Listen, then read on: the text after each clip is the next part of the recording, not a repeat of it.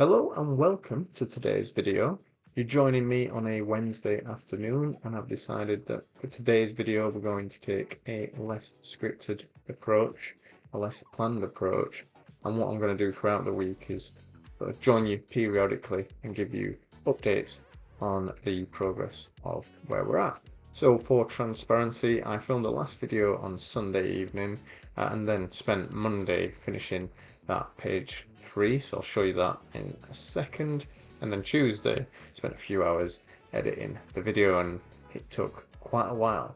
So what I want to do moving forward is try and capture more content as we go, so there's not as much to do all at once, and try and make things a bit more efficient. Right, with that being said then, I'll give you an update with where we're at with chapter 1 of After the Fall. So here is page 3, all nice and finished. Apologies about the rulers that you can see absolutely everywhere. I've just spent 5 minutes trying to figure out how to hide them and turn them off. I do not know, I couldn't work it out from looking online. I think I need to spend more time figuring that out. Just at a quick glance, I've noticed an issue immediately on this panel here, panel number 5. That tone there's too dark when you compare it to panel 1, but that's what we're here for. We're here to check these things. So there we go, that's that ceiling sorted. So yeah, I've finished this page now, but yeah, I'm not as satisfied with that I felt I would be. I think when I'm drafting these pages, what I tend to do, what other people might tend to do, is you fill in the gaps. So you sort of imagine what the finished product's going to look like, and you imagine it in its like best form. However, with myself, it's rare that that actually happens. So when the page is finished, I often feel like it's fallen a bit short of expectations. But overall, I think it conveys the story that I want it to.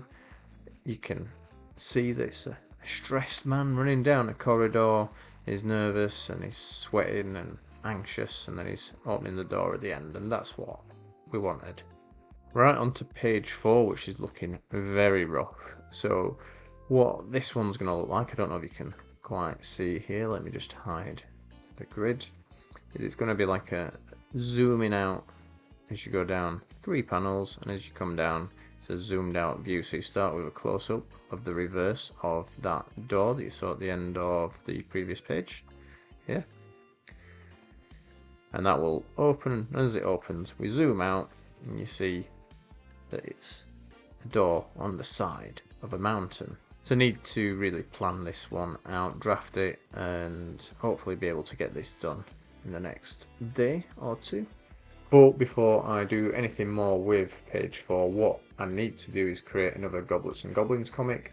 I've done 7 so far, and the 6th one is going to get uploaded on Friday, so I need to build up a bit more of a buffer. And what I thought would be interesting to do would be to record the creation of that next Goblets and Goblins comic from start to finish, give you a bit of commentary, a bit of insights into my creative process. Right, so the process of creating a comic starts with a script. There's nothing too sophisticated here. I've written this on a Google Doc, and it's just a list of the 4 panels and what action or dialogue will take place in each. So I'll just give a brief overview of what's going to happen in this comic. Skip ahead 30 seconds if you don't want any spoilers. Panel 1 then, we've got the Swordmaster asking Gary and Grom to swear allegiance to the Questers Guild. Panel 2 is Gary and Grom defiantly saying no and refusing.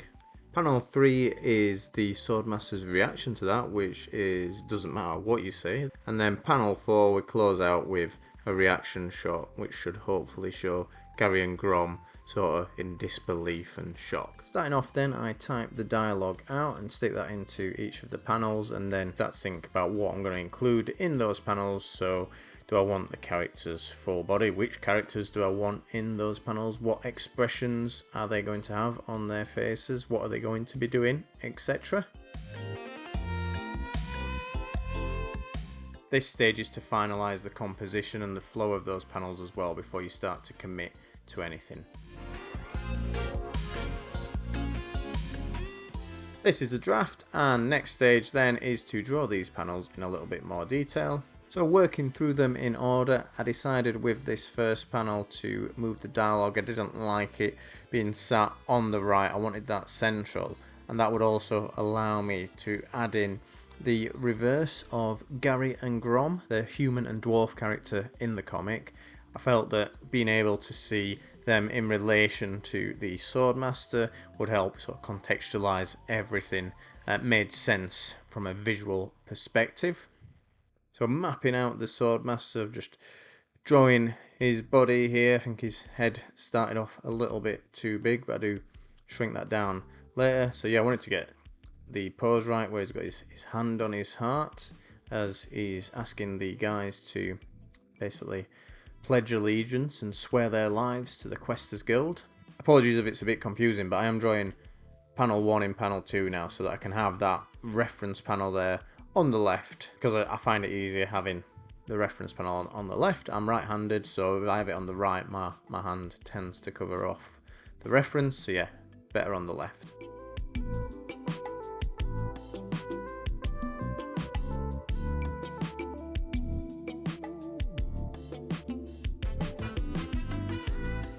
When drawing the heads, I've got another document where I've pre-drawn heads from different angles, and because I find this one a bit difficult, I want to make sure that I've got everything showing that should be showing, so that's why I've got that, again, reference there, just to make sure that everything's in the right place and it looks as it should do from behind.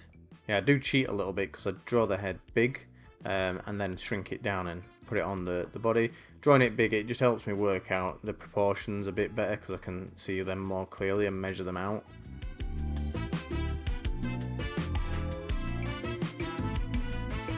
Then for the Swordmaster's head, I wanted this look of confidence.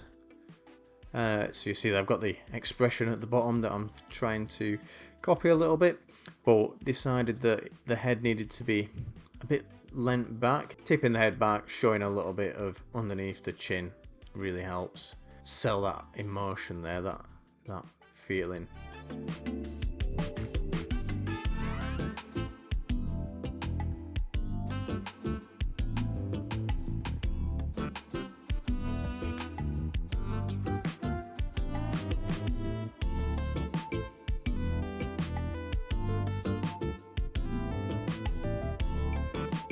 Again, shrinking the head down to fit the body.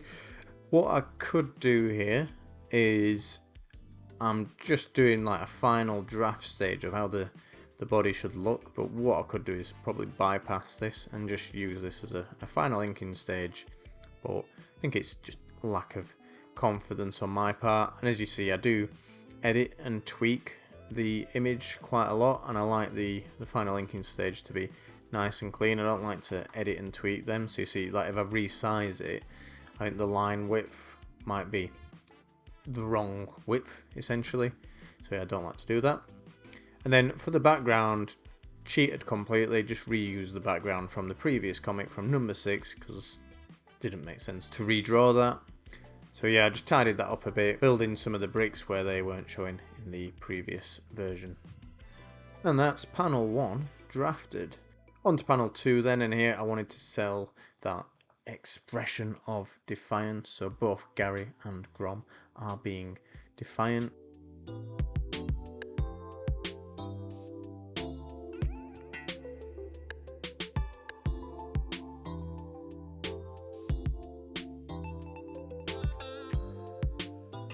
So yeah, sometimes I forget what the characters look like exactly, and I don't want them to drift, so I'm referring back to previous drawings of these characters from the comic for reference.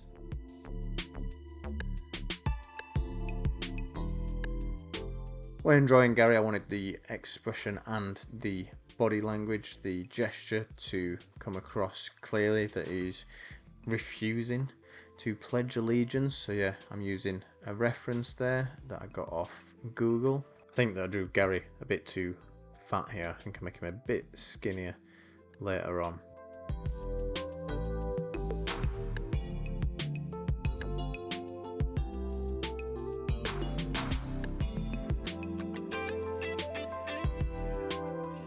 Again, you see that using my head references. I did cheat quite a bit. I should be able to draw like a 3/4 head without having to do this, but I just wanted to make sure I got the expressions right. And I did sort of go backwards and forwards here, so I think I decided against the expression I was going for, and then yeah, I got a picture of Michael C. Hall looking defiant there and decided to try and mimic that for Gary. And again, I could save myself a bit of time by going straight into the inking stage here, but I'm not 100% comfortable doing that at the moment. I think I make too many corrections and tinker a bit too much before the final inking stage, so yeah, I think I need to work towards doing that to save a bit of time.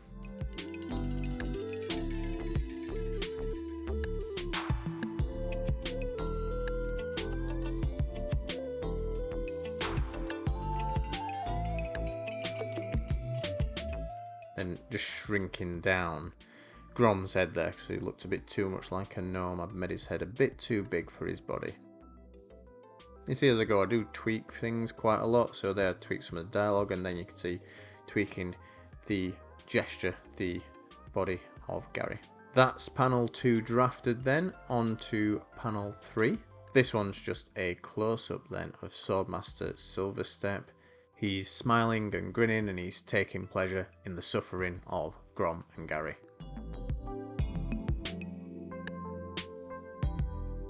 Again, referring back to how I'd drawn this character in the first panel, because I don't want him to drift too much. I want it to be very clear that he's the same person. I think I've had that issue in the past where I've drawn the same character twice and they've looked completely different. So yeah, trying to make sure that they've got the same wrinkles, same hairline, same facial hair, etc. Also, you can see I did cheat a bit here. So when the face like this is straight on and symmetrical, just draw half of it and then copy, paste, flip horizontal.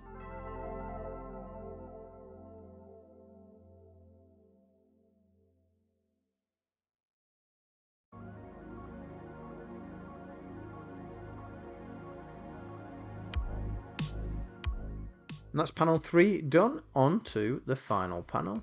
In this final panel then, I wanted to show Grom and Gary sort of defeated, depressed, shocked. So a mix of emotions. I wasn't sure how to do that at first. What I decided to do is try and have the head sort of drooping down to show that defeat.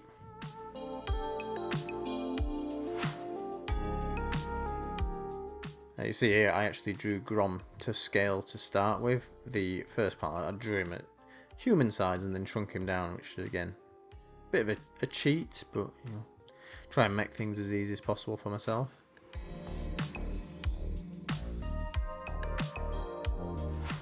Not sure if I've drawn Gary too fat again here. I don't know if I correct this, but I think his stomach's a bit too big.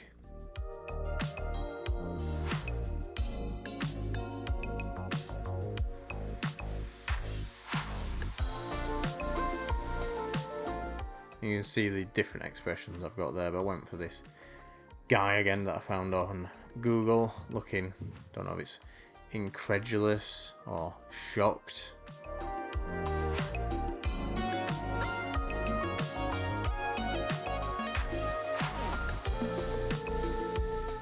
For Grom then I found this expression of an old man looking really defeated and despondent, so I decided to try and copy that.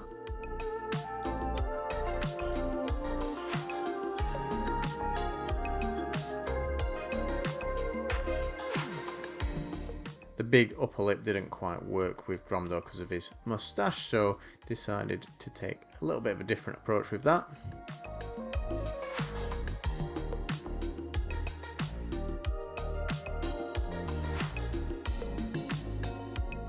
At this stage then I had a bit of a break between drawing, and whilst I was away from the canvas I thought that it made more sense to include a bit of dialogue in that final panel. Originally it was just going to be blank, showing the guys looking shocked, focusing on the expression, but felt that it works better with the dialogue that I added. And that's panel 4, so all that remains to be done is to ink the entire thing. Apologies in advance if this one makes you a little bit dizzy, because when it comes to inking I do tend to rotate the canvas quite a bit, gives my hand more of a natural arc and just makes things a bit easier.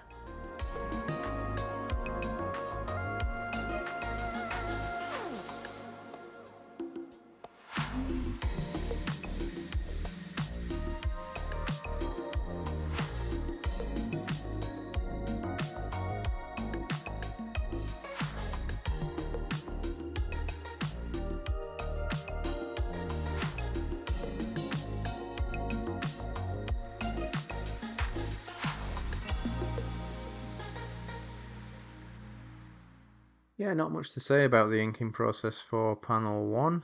Pretty straightforward.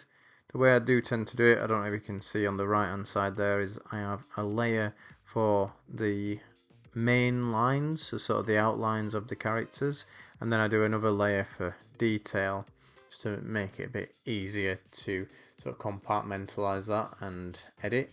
Inking panel 2 then more or less the same as panel 1, but no background here, so a little bit more straightforward.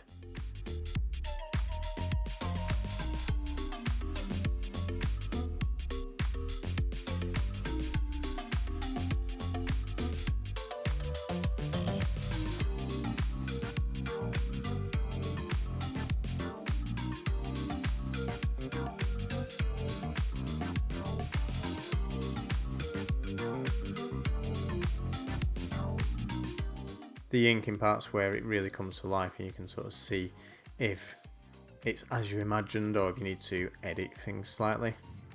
Panel 3 again should be pretty straightforward, but I think using a slightly bigger brush because we're more zoomed in and trying to add a little bit more detail, again because we're zoomed in.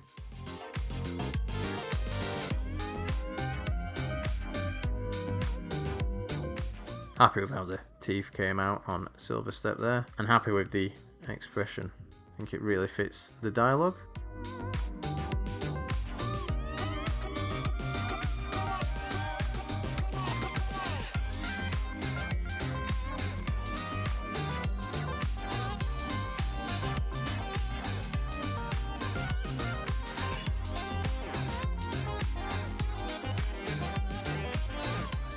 And then inking the final panel, nothing too different here.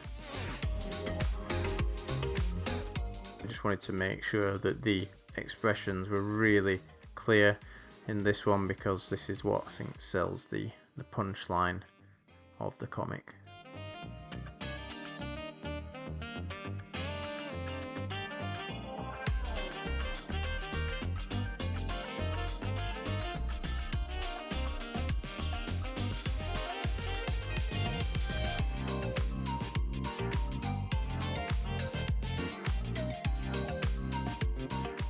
Then last few steps, just adding in screen tones to colour in the character's hair and the backgrounds, and just tidying up a few little bits.